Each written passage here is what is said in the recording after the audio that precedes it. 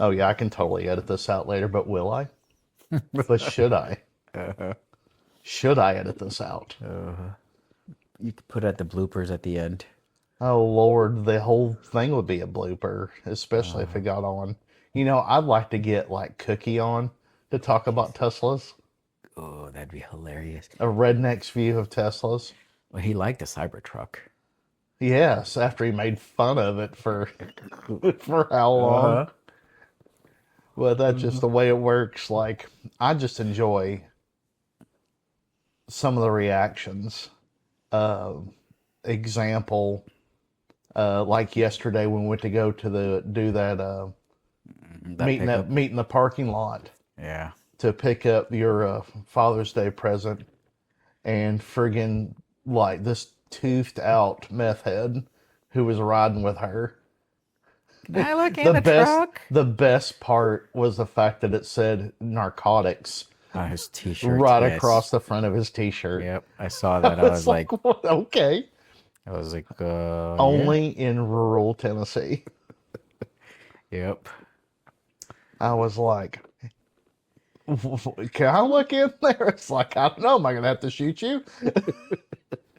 Is this the part where we get carjacked? I don't know. Uh, But what's been some of, well, like I said, we'll just segue into it. This is kind of free talking on this first episode. We can talk about, for one thing, I'm going to blame you for getting me into this. I will blame you. I'll take the This blame is this all time. your fault.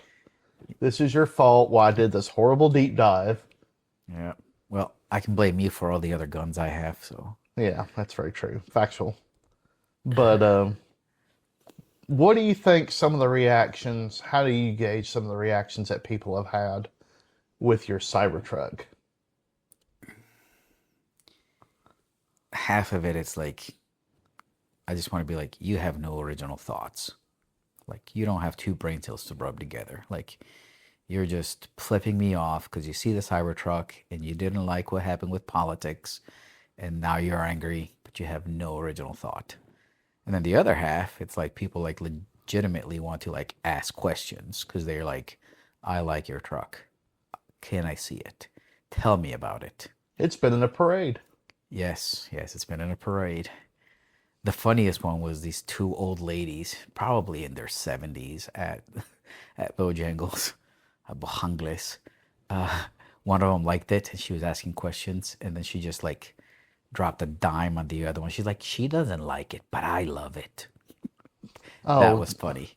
the funny part I always saw, well, and obviously we're talking about Teslas and rural, mainly just East Tennessee. For a while, you were the only Cybertruck in Yeah, all of our county. for a while, yeah. And that's when it was like I'd be driving and I'd either get flipped off or I'd get a thumbs up. Here The lately, I haven't been getting flipped off. I've been getting a lot of thumbs down. aren't the people? It had been like Subaru owners who've been flipping you off. It was a whole bunch. It's been Subaru It's a whole owners, bunch of people whose car is maybe worth like 2 grand, and it's full of junk. just horribly full of junk. Yes. I have the advantage that mine looks more like a normal car with my Model S. Yeah, your Model S doesn't stick out as much. Now the like people with like Hellcats and stuff notice. Oh yeah, they know. They know not to play. They know. They know not to play. That Challenger RT, he found out really quick.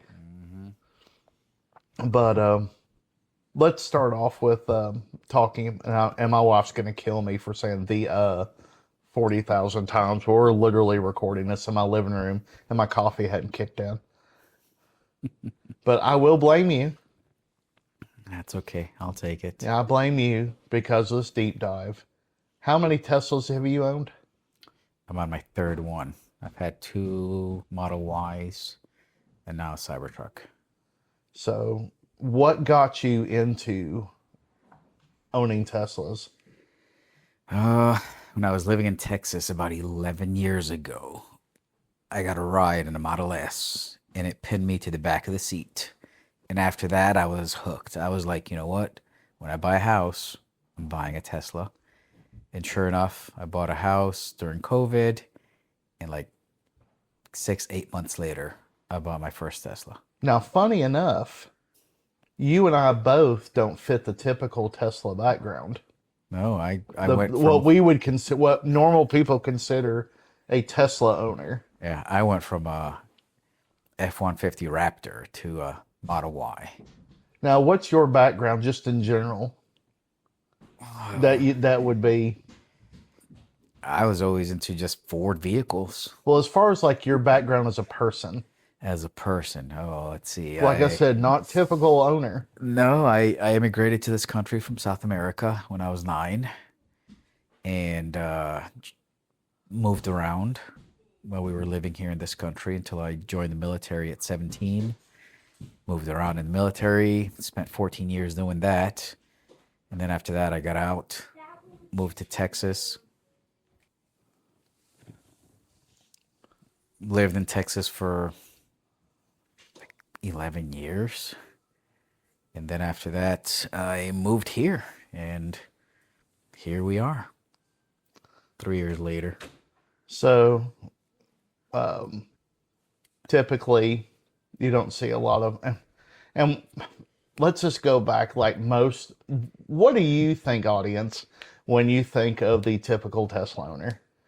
Let me tell you what my experience is about typical Tesla owners. They tend to be either really young folk or on a, when I went to the last service center visit, and there's nothing against everybody, they it was older folk, but when I went to the last service visit, everybody was wearing skinny jeans, some nice shoes, their sweater vests, Polos, or their button-up polos, shirts. their button-up shirts, and here I am sitting there with a pair of jeans, a hoodie that talks about Black Rifle Coffee, I think, and my camouflage ball cap.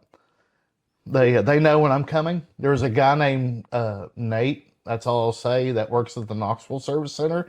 He knows when I'm coming because I set up office in the lounge. Yeah, I got to go for a surface visit on Tuesday. My first one on the Cybertruck. Now you've got how many miles on it? 26,000, almost 27,000 miles on it. But so you started off. What made you go to a Model Y for your first one? I had just had neck surgery, and getting into a Model 3 was not comfortable. Model Y made it easy to get in and out of, so I was like, Model Y it is. Why didn't you go to an X? Because I could not afford an X at the time. Oh, come on. Could not afford an X. If I could afford an X at the time, I would have just gone with a Model S. Model S is nice. And then you had, I remember, I think that's the first one I rode in. Was your first one? Yep. And I got so car sick Yeah, in the back seat. your inner ear does not like the one pedal driving at all. But If I'm the passenger. a lot of people don't like it. And that was the old, that's before you put everything in chill mode too. Yeah, I think that was before yeah, I think so. But even after I put it in chill mode, it was a little bit better for you, but your inner ear still didn't like it. Now, if I'm driving, I'm fine. But Yep. as a passenger, I got so car sick. Yep. I think I was a shade of green going to the Texas countryside. Yep, I took you on a long ride around the Texas countryside. I think by the time we got home, I was only at like 3% battery. No, you stretched that one out. Now, was that a standard range Y? Yeah, long range. That was a long range Model Y, but I had the performance wheels, which made you lose some range with those. And I could tell because my second Model Y had the regular wheels, and going long trips, you could tell the difference on the efficiency. Now, what made you go to a second one? It was the color I wanted and the wheels I wanted. The first one was more of like they had it at the time, and I was like, you know what, gas is $4 a gallon, but it was more with having to pay for the premium gas for a F-150 Raptor. So I was like, I'll take it. How many Raptors did you have before that? I've only had one Raptor, but I had like four other F-150s before that.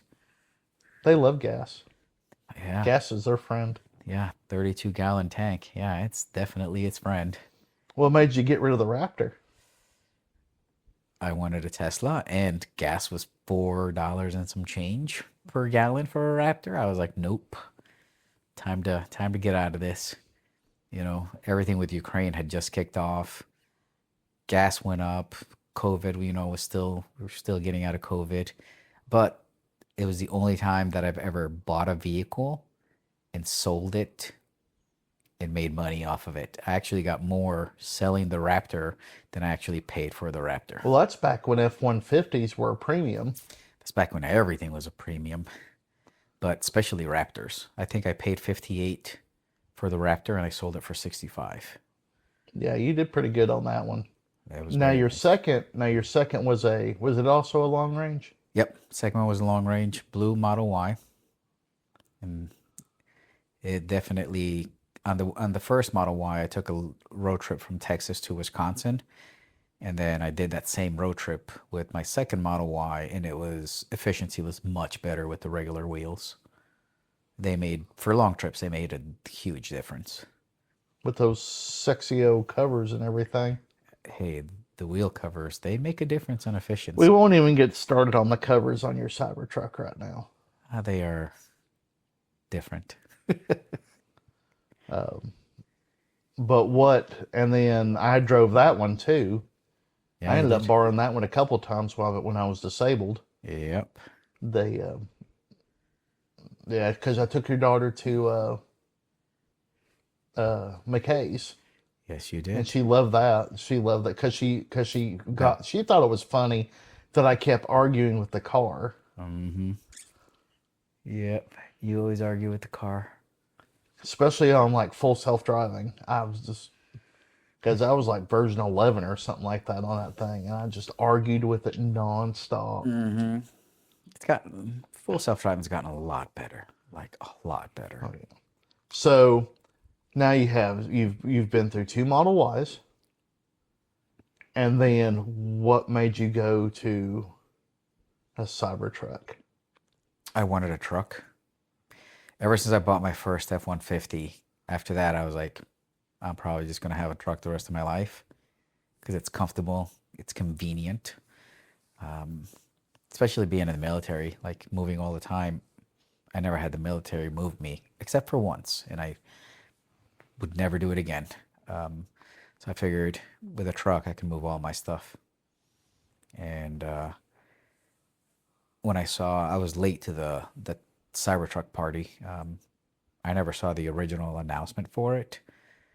And then once I got into my first Model Y, I looked into the Cybertruck and I was like, yep, I want a truck again. So I put a deposit. Technically, I put three deposits. Yeah, First, you had three. What was it? Three yeah, the first one, different holdings. yeah, the first one was supposed to be for the standard range, and my iPad froze. So then I had to do it on my phone, thinking that it didn't go through. Come to find out, both of them went through. So I had two, and then Non-refundable. no, it was refundable. And then like a month later, I was like, you know what? I'll do the expensive one. I want the range. So then I put another deposit for the long range one that 500 plus miles that we never got. And then when it came down to it, obviously I just have You one. know, people still touchy about that. Yeah, just a little bit, just a wee bit, but But it's understandable. oh yeah. But segueing into you have a truck, segueing into that, I have gotten to drive all of yours Yep. and got to experience what it was like to have that, the convenience and such like that. But I didn't want a truck. I wanted a car, and I wanted a fast car. They are I wanted a stupid ridiculously fast car. fast. But I didn't want to sit down and spend the money on my first one being the super expensive one. I mean, I had the credit and the down payment. I could have gone with like a super cool one, but I didn't. I decided on getting something used, something I could work on myself. Hmm.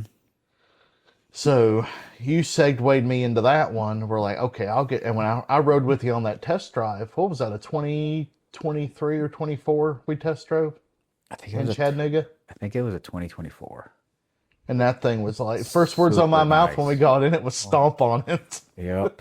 Thing was super nice. Get that thing on the interstate. Let's see what it does. And they are comfortable. That air ride suspension is ridiculously comfortable. But we're kind of the thing we're going to talk about now with that. Now that I'm gonna still blame you for getting me into it. I do enjoy being. I get a hard time from all my coworkers and stuff, and people that kind of know me. They know better because I also come from a background that is not a typical Tesla owner, and I come from a background of kind of like yours, different segue part of it, and I'm definitely, when people look at me and say, "You want a Tesla?" They look at me, they just give me a look. Yep. Like, considering I went from all my vehicles were overlanding vehicles. Overlanding and pickup trucks to I went, now you have a Model S. I've had F-150s. I had a overlanding Tundra. Forerunner or overlanding Tundra. I'm like going to the Smoky Mountains level vehicles. Then I had Mm-hmm. when I got disabled for a little bit, I had that cross track, which was still fun. Mm-hmm. Your clown car. My Yeah. clown car, the as we refer to it, maybe my 4 year old at the time, but 5 now, he referred to it as my clown car because we could fit a lot of people in there and it's little. But I wasn't happy with it. I mean, No. it was a temp fix. It was decent on gas. So maintenance was very easy. People pick on Subarus, but it was a good vehicle. I've owned Fords, Toyotas. I even had an Audi, Yep. old Audi 100 LS at one time. They, but I miss doing some other things with it. Mainly, I just missed going quick. I mean, the gas didn't help. My Tundra at the gas pump was horrible. I had bought it a week, almost 2 weeks before gas was still like $1 something, $1.98. $1.98, and then 2 weeks after I bought that Tundra, Gas gas skyrocketed. skyrocketed, and then there we went, and it was just, I enjoyed it. I enjoyed the overlanding, but I missed having a car and doing. I mean, most of the time I'd only got to overland like every other weekend or anything like that. One of these days I may find me like a cheap Forerunner, like a Gen 2 or something like that, and just play with it and use it because I can beat it up. Yeah. But I wanted to get back into cars. I've always liked cars. I've always liked fast cars. Just never really could get back into them as a hobby. But I wanted to do something that I could work on myself, Me. and that's why I selected the second gen Model S because I knew they were quick. They're not really they're what I would consider. There's a difference between quick and fast, Yeah. and they're fast, but they're not super fast. At least the model I have. But I've been able to work on it myself. But the main purpose of this channel is going to be talking about owning a Tesla like you and me in rural Tennessee. Yeah. There's a lot of channels that will show you a Tesla like in a city. And there's a lot of intricacies that go with owning a Tesla and driving it in rural Tennessee. Like when we talked about like the insurance aspect of it, how Tesla does their insurance. And I think you can get it in Tennessee, but it's based on your driving habits. And it's for new Teslas only. Yeah. And it's like what sucks with that here is like sometimes it thinks that the speed limit's 35 when it's 55 on the back roads. So that'll kill your insurance rates with Tesla because its own system is telling it that, hey, you're supposed to be going 35, but you're doing 55. So now you're speeding. So Another thing is how far is the closest service center to us? Oh, an hour away, either in either direction. That's at least for me. It's an hour away in either direction. Now, you haven't used Tesla for like your tires and such. You pretty much go to Discount Tire. Yep, they do free rotations, so And even then, that's 30 minutes away. yeah. With the new house now, it's like 25 minutes. I got to save myself like 5 minutes. Oh, now talking about charging. At home, it's all at home.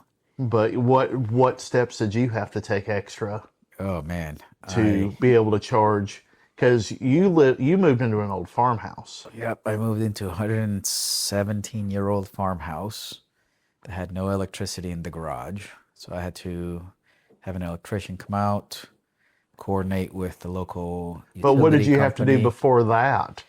Oh, I had What did you borrow from me? I borrowed a 100-foot extension cord to run to the garage to plug it into a 110 outlet. How well did that work?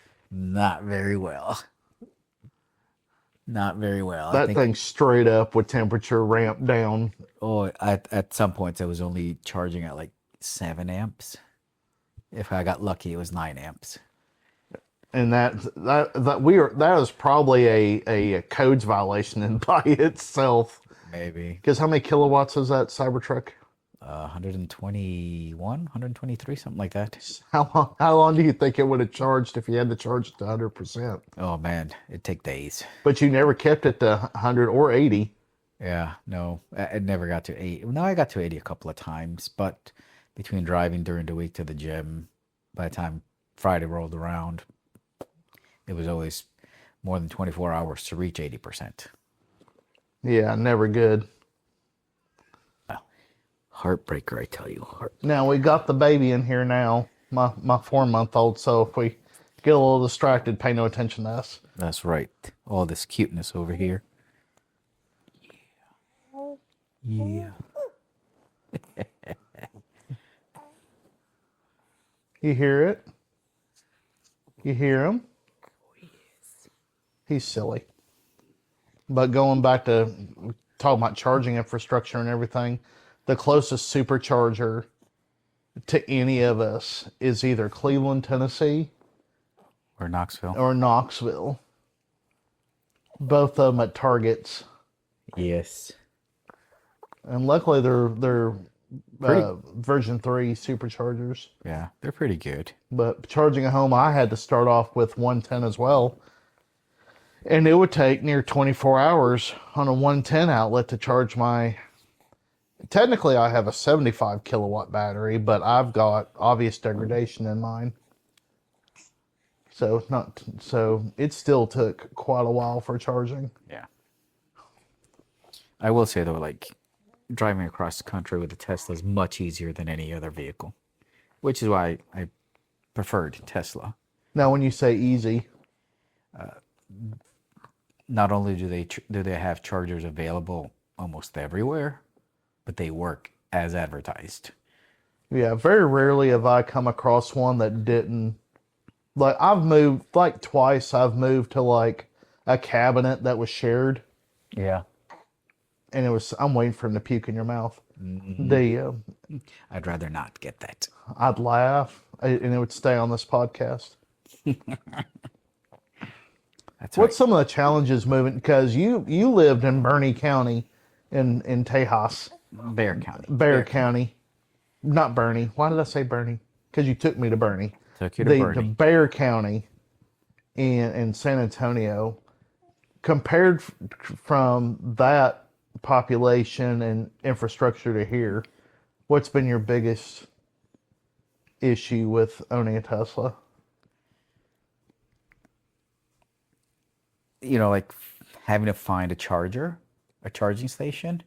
Obviously, not as easy here, being rural, because you know you go from 1.2, 1.4 million people city to 14,000. It's where we live at. This city is 16,000. Our county is around 50,000. Yeah.